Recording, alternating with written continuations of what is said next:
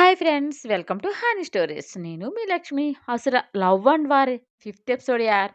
సమస్త దరిద్రాలకు మూలమైన పర్సన్ మాత్రం ఫుల్ ఎంజాయ్‌మెంట్ మూడ్‌లో ఉన్నారు. అది ఒక రిచ్ విల్లా. బెడ్‌రూమ్‌లో వెస్టర్న్ మ్యూజిక్ తగ్గట్లు ఇద్దరు కపుల్స్ డాన్స్ చేస్తున్నారు. ఆమె వైపు కాంక్షగా చూస్తూ చెంప మీద చెయ్యి వేసి నిమురుతూ థాంక్ యూ డార్లింగ్ అని ఎర్రని జ్యూసీగా ఊరిస్తున్న పెదవులు అందుకున్నాడు అతను. అతడి మెడ చుట్టూ చేతులు వేసి గాఢంగా పెనవేసిందామె.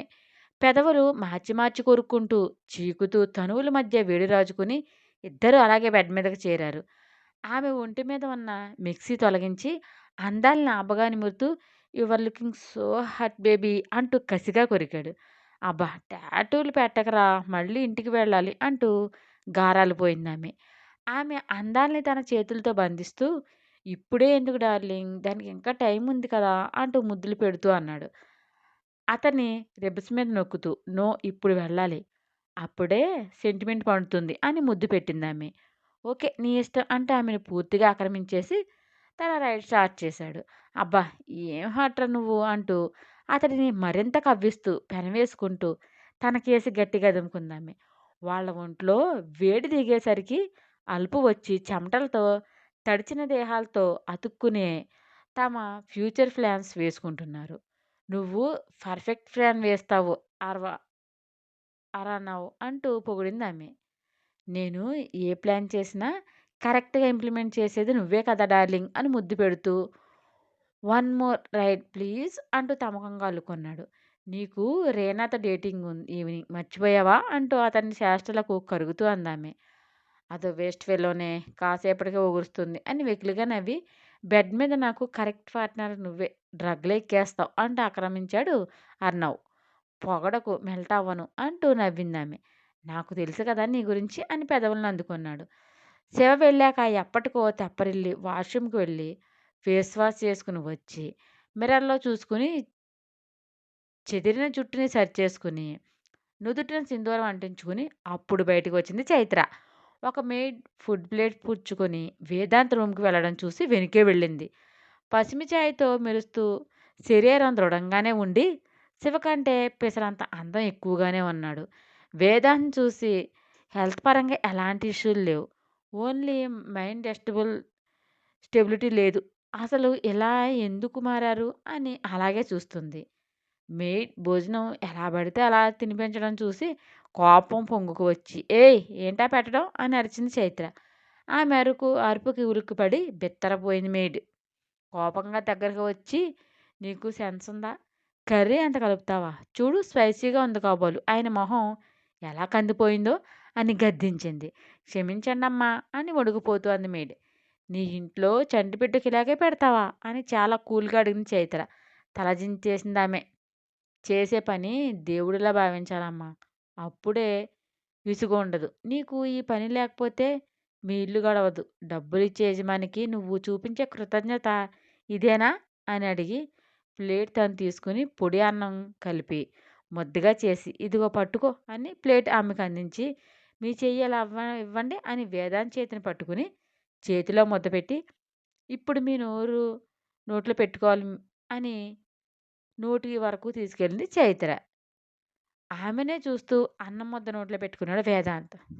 చిన్న చిన్న ముద్దలు చేసి పెడుతూ మధ్యలో వాటర్ ఇస్తూ నీట్‌గా భోజనం తినిపించింది చైత్ర. మీ మాట చాలా బాగా విన్నారు మేడం అని వేదాంత్ చేతిని క్లీన్ చేసి టిష్యూతో పెదవులను తుడిచింది మెయిడ్. మనం చెప్పే విధానంలో ఉంటుందా ఆ అమ్మాయి ఏదైనా. కొంచెం మజ్జిగ కలిపి తీసుకురా అని పంపించింది. చైత్ర వైపు కన్ను ఆర్పకుండా చూస్తున్నాడు వేదాంత్. ఏంటి సార్ అలా చూస్తున్నారు అని సన్నగా నవ్వుతూ ఏవేవో మాటలు చెప్పింది చైత్ర. మనిషి అయితే స్తబ్దుగా ఉన్నాడు గానీ మనసు స్పందిస్తుంది చైత్ర చెప్పే మాటలు వింటున్నాడు. నేనేం చెప్పానో మీ మనసుకి అర్థమైందని నేను భావిస్తున్నానండి. క్షమించమని అడగడానికి కూడా నాకు అర్హత లేదు అంది కన్నీళ్లతో చైత్ర. అంతలో మెయిడ్ రావడంతో కళ్ళు తుడిచేసుకుని ఆమె తెచ్చిన మజ్జిగ గ్లాస్ తీసుకుని మెడిసిన్ ఏమైనా వేస్తారా అని అడిగింది చైత్ర. ఏమీ ఇవ్వరమ్మా. వారానికి 2 సార్లు డాక్టర్ వస్తారు. అప్పుడు కరెంట్ పెడతారు. అప్పుడు బాబుగారు చాలా బాధపడతారమ్మా అని చెప్పింది మెయిడ్. కళ్ళు గట్టిగా మూసేసి తన్నుకు వచ్చే బాధని బలవంతంగా కంట్రోల్ చేసుకుంటూ కాసేపటి కళ్ళు తెరిచి మజ్జిగ తాగండి అంటూ పట్టించి, ఇక రెస్ట్ తీసుకోండి అని నవ్వు మొహంతో చెప్పింది. తను పడుకుంటే చైత్ర వెళ్ళిపోతుందేమో అనిపించిందేమో గాబరాగా చూశాడు వేదాంత్. పూల భాషే తెలిసిన ఆమెకు అతని చూపుల అర్థం తెలియదా? నేను ఇక్కడే కూర్చుంటాను. మీరు రెస్ట్ తీసుకోండి అని ఆయమ్మ అంటూ సైగ చేసింది చైత్ర.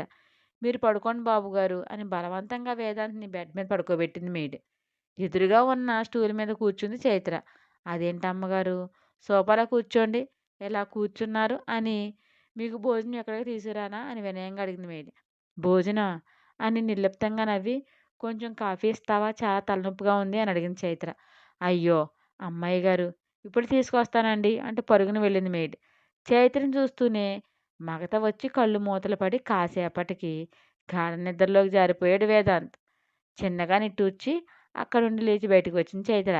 తన క్యాబ్‌లో తన క్యాబిన్‌లో అసహనంగా తిరుగుతూ, సుధీర్ ఏమైనా తెలిసిందా? అని అరిచాడు దేవ్. నో సార్ ఏమీ తెలియలేదు అని భయంగా చెప్పాడు పిఏ సుధీర్. నేను చెప్పాను కదా కేర్‌ఫుల్‌గా వాచ్ చేయమని అని ఫైర్ అవుతూ, తన యాంగర్‌ని కష్టంగా కంట్రోల్‌లోకి తెచ్చుకొని, ఓకే. నీకు వర్క్ చెప్తాను. చాలా కేర్‌ఫుల్‌గా డీల్ చేయాలి. దానికి యూజ్ అయ్యే పర్సన్స్ నీకు బాగా తెలిసిన వాళ్ళై ఉండాలి అన్నాడు దేవ్. చెప్పండి సార్ ఎంత కష్టమైనా చేస్తాను అని వినయంగా చెప్పాడు సుధీర్. ఏం చేయాలో చెప్పి ఈ వీక్‌లో అయిపోవాలి వర్క్ గో హెడ్ అన్నాడు దేవ్. ఓకే సార్ అని వెళ్ళాడు. టేబుల్ మీద నాప్ చేస్తూ పళ్ళు బిట్టగరుస్తూ నిన్ను వదలను అని కసిగా పళ్ళు నూరాడు.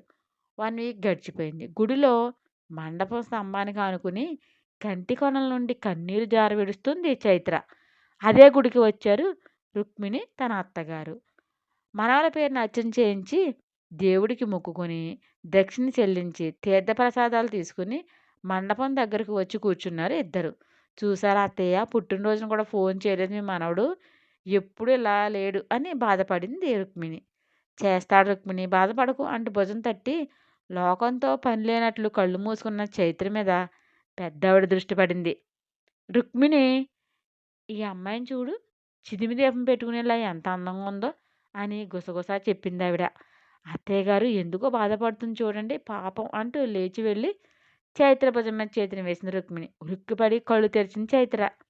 చెంపకు చేరడు కళ్ళు, విశాలమైన నుదుటి భాగం, తీర్చిదిద్దిన విల్లులా వంగిన కనుబొమ్మలు, చిట్టి పెదవులు, సూదంటి ముక్కుతో అప్సరసల్ని తలతన్నేంత అందంగా ఉన్న చైత్రని చూసి రుక్మిణి కళ్ళు మిలమిలా మెరిచాయి.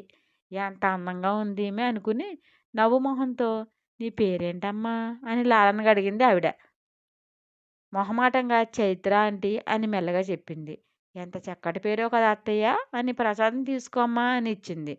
నిన్నటి నుంచి ఉత్తి నీళ్లు తప్ప మరో ఆహారం కడుపులో పడక చాలా నీరసంగా ఉండి రుక్మిణి ప్రసాదం ఇవ్వగానే ఎలాంటి మొహమాటం పడకుండా తీసుకుంది చైత్ర.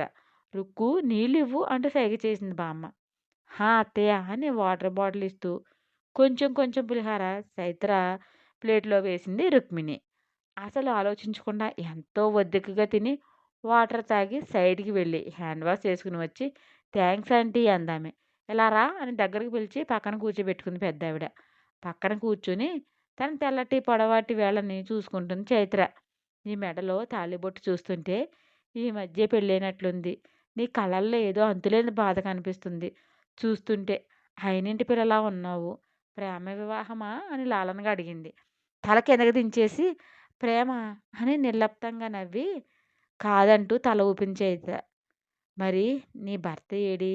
ఇలా ఒంటరిగా దిక్కులేని దానిలా కూర్చున్నావు. మీ అత్తంటి వాళ్ళు ఎవరు రాలేదా? అని అడిగిందావిడ. తల ఎత్తి బేలగా చూస్తూ నా అత్తింటి వాళ్ళు ఎవరో నాకు తెలియదు బామ్మగారు అని కన్నీళ్లతో చెప్పింది చైత్ర. అత్తాకోడలిద్దరూ ఆశ్చర్యపడ్డారు చైత్ర చెప్పిన దానికి. ఏం అంటున్నావు? నీ అత్తింటి వాళ్ళు ఎవరో నీకు తెలీదా? అదేంటి? అని అయోమయానికి లోనయ్యారు. అవునా ఆంటీ. నాదో విచిత్రమైన పెళ్లి. నన్ను పెళ్లి చేసుకున్న వ్యక్తి గురించి గాని, అతను ఎవరు, ఏంటి, తన ఫ్యామిలీ ఏంటి అనేది ఏమీ నాకు తెలీదు. ఎందుకు చేసుకున్నాడంటే చెప్పే పరిస్థితిలో నేను లేను అని దుఃఖంతో పూడుకుపోయిన గొంతుతో చెప్పింది చైత్ర. పెద్ద చిక్కే వచ్చిందే అని. మరిప్పుడేం చేస్తావు? మీ పుట్టింటికి వెళ్ళిపోతావా? అంది బామ్మ. వెళ్ళలేను. వెళ్ళను బామ్మగారు అని చిన్నగా వెక్కింది. మరి ఏం చేస్తావు? రోజులు అసలు బాగోలేదు. చంటి పిల్లలనే కనికరం లేకుండా కామాంధులు ఎగబడుతున్నారు. "ఎంత అందంగా ఉన్నావు. నువ్విలా గుడిలో ఎన్నాళ్ళుంటావు? ఎవడి కన్ను అయినా పడితే అమ్మో! ఏమైనా ఉందా?" అని గుండెల మీద చేతిని పెట్టుకుని ఆ ఊహ చాలా భయంగా ఉంది. "నువ్విలా ఒంటరిగా ఉండడం అంత శ్రేయస్కరం కాదమ్మా! ఏమైతే అదయింది. మీ ఇంటికి వెళ్ళిపో" అని బుజ్జగించింది రుక్మిణి. "వెళ్ళి మా నాన్న పడే వేదన చూడలేను ఆంటీ. మా అమ్మ పడే బాధని చూడలేను. భరించే శక్తి నాకు లేదు. మా నాని నా మీదే ప్రాణాలు పెట్టుకుంది. చచ్చిపోతుంది ఆంటీ" అని వెక్కింది. "మనతో మన ఇంటికి తీసుకెళ్దాం. ఉన్నన్నాళ్ళు మనతో ఉంటుంది. మన రాజాతో చెప్పి ఏం చేయాలో అప్పుడు ఆలోచిద్దాం" అంది బామ్మ. "అత్తయ్య మరి ఊర్మిళ" అని నసిగింది రుక్మిణి. "చైత్ర నా స్నేహితురాలు మనవరాలు అని చెబుతా. కొన్నాళ్ళు నాతో ఉంటుందని చెబితే ఏం చేస్తుంది" అని అందామె. "ఏ ఫ్రెండ్ అంటే ఏం చెబుతారు" అని డౌట్‌గా చూసింది. రుక్మిణి వైపు గుర్రుగా చూసి "ఆ! సంతలో చింతకాయ అని చెబుతా. సరేనా?" అని కసిరిందావిడ. "అయ్యో! కృష్ణ నేనేమన్నానని ఇలా కసురుతున్నారు" అని బుగ్గలు నొక్కుకుంటూ వాపోయిందావిడ. "నీ మొగుడి పేరు ఎంత కృష్ణ అయితే మాత్రం రామ అనే పదాన్ని కృష్ణ చేస్తావా?" అని వెక్కిరించింది బామ్మ. కిసుక్కున గోలీ సోడా కొట్టినట్లు నవ్వింది చైత్ర. రుక్కు చందమామ నవ్విందే.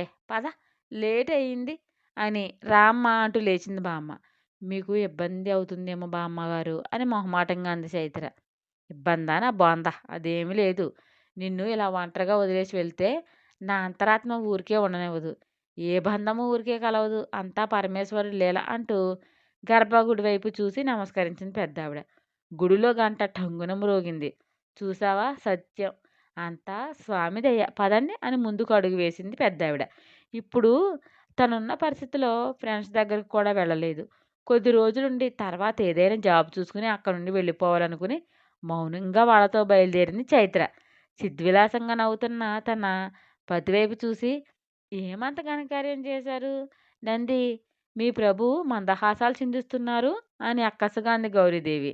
"లోకాన్ని ఏలే తల్లిగారికే తెలియకపోతే అర్భకుడిని నాకెలాగా అవగతం అవుతుంది మాతా" అని తెలివిగా సమాధానం చెప్పాడు నందీశుడు. "మీలానే మీ రక్షకులు కూడా మహామేధావులు" అని మూతి తిప్పింది గౌరీదేవి. "అలిగితే నా సతి అందం బహు సుందరంగా ఉంటుందని నాకిప్పుడే తెలిసింది సుమీ" అంటూ హాస్యమాడారు పరమేశ్వరుడు. రుక్మిణి వాళ్ళ కారు గేట్‌లో ఎంటర్ అయింది. ఊర్మిళ కారు గేటు దాటుతుంది. "అత్తయ్య ఊర్మిళ బయటికి వెళ్తున్నట్లుంది" అని సంబరంగా చెప్పింది రుక్మిణి.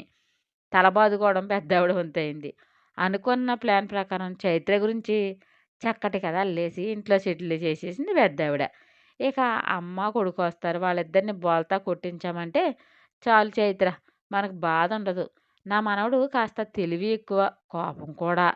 భయపడకే అని ధైర్యంగా చెప్పింది. లోలోపల చాలా గుబులుగా ఉన్నా మౌనంగా తల ఊపింది చైత్ర.